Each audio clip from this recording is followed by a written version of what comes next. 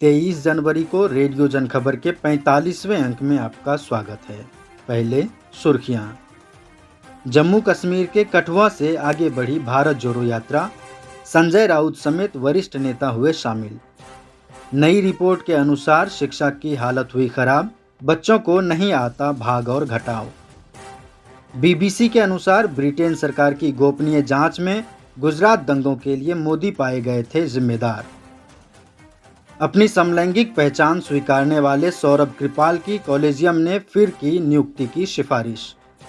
Hansraj college की canteen के menu से हटाए गए नॉनवेज पर छात्रों ने किया विरोध प्रदर्शन। अब खबरें विस्तार से।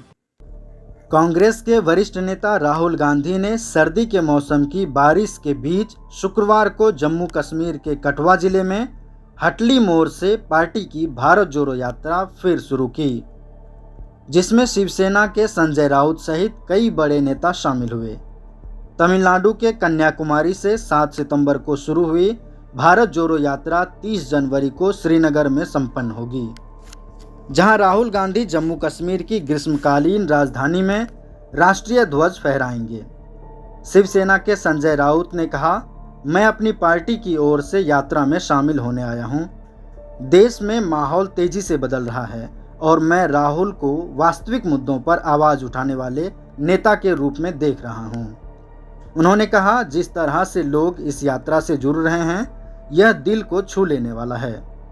वह एक नेता हैं और इसलिए वह सड़कों पर हैं।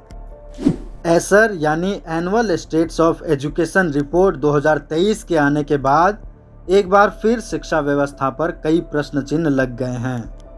साल 2011 की जनगणना देखें तो भारत में 780 जिले और 6,40,867 गांव हैं, जिसमें 616 ग्रामीण जिलों के 19,060 गांव का सर्वे किया है। इसमें 3 से 16 वर्ष तक की आयु वाले 6.9 लाख बच्चों को शामिल किया गया है। कोरोना के कारण लंबे वक्त तक स्कूल बंद था, जिसके बाद बच्चों की बुनियादी साक्षरता, समझ और आकलन करने की क्षमता में बड़ी गिरावट दर्ज की गई है। ये सरकारी और प्राइवेट दोनों तरह के स्कूलों पर लागू होता है। ग्रामीण भारत में कक्षा 1 से 8 तक बच्चों को प्राइवेट ट्यूशन पढ़ाने के मामले में भी बढ़ोतरी हुई है। सरकारी हो या गैर सरकारी, दोनों ही स्कूलों में पढ़ने वाले बच्चों को प्राइवेट ट्यूशन पढ़ाया जा रहा है। फीस देकर ट्यूशन पढ़ने वाले बच्चों का अनुपात साल 2018 में 26.4% से बढ़कर 2022 में 30.5% हो गया है। साथियों, हो सकता है आप एक जागरूक नागरिक होने के नाते इन सभी खबरों से परिचित हों, मगर रेडियो जनखबर शुरू करने का मकसद उन लोगों तक खबरें पहुंचाना है जिन तक सही जानकारियां नहीं पहुंच पाती। आप उन तक इन खबरों को पहुंचाने में हमारी मदद करें। बीबीसी ने ब्रिटेन में इंडिया द मोदी क्वेश्चन नाम की एक डॉक्यूमेंट्री प्रसारित की है, जिसमें बताया गया है कि ब्रिटेन सरकार द्वारा करवाई गई गुजरात दंगों की जांच में नरेंद्र मोदी को सीधे तौर पर हिंसा के लिए जिम्मेदार पाया गया था। यह रिपोर्ट गुजरात के घटनाक्रम से चिंतित यूके सरकार द्वारा गठित एक जांच का परिणाम है। इसमें आगे कहा गया है कि दंगों का उद्देश्य मुसलमानों का हिंदू क्षेत्रों से सफाया करना था। डॉक्यूमेंट्री में आरोप लगाया गया है, निसंदेह यह मोदी की तरफ से हुआ। वहीं एक रिपोर्ट के मुताबिक नरेंद्र मोदी की अगुवाई वाली केंद्र सरकार ने 2002 के गुजरात दंगों पर बीबीसी डॉक्यूमेंट्री के लिंक के साथ ट्वीट्स और यूट्यूब वीडियो को ब्लॉक करने का आदेश दिया है। सोशल मीडिया पर डॉक्यूमेंट्री से संबंधित पोस्ट हटाने का निर्देश देने पर कांग्रेस ने केंद्र की मोदी सरकार की आलोचना की है।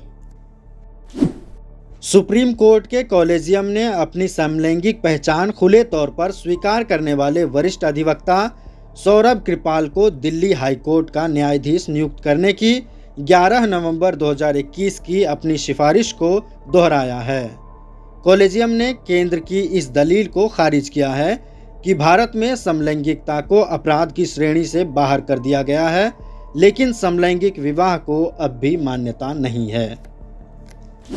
एसएफआई के छात्रों ने हंसराज कॉलेज की कैंटीन के मेन्यू से हटाए गए नॉनवेज को फिर से शुरू करने की मांग करते हुए शुक्रवार को प्रदर्शन किया और कॉलेज के प्रिंसिपल को एक ज्ञापन सौंपा।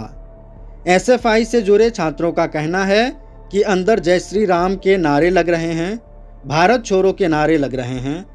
यहाँ हम शांति से प्रोटेस्ट कर रहे हैं, नारेबाजी कर रहे हैं, हम बात कर रहे हैं, मेमोरेंडम अंदर देने जा रहे हैं और यहाँ हमें हिंसक तरीके से पुलिस ने उठाया है। उनका कहना है कि हमारे कॉलेज में कोविड से पहले नॉनवेज और अंडे मिलते थे।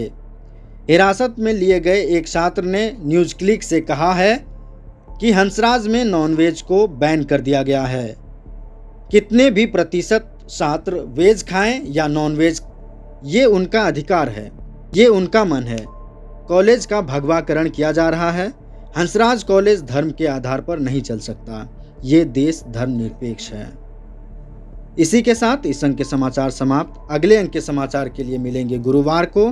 तब तक के लिए दें इजाज़त।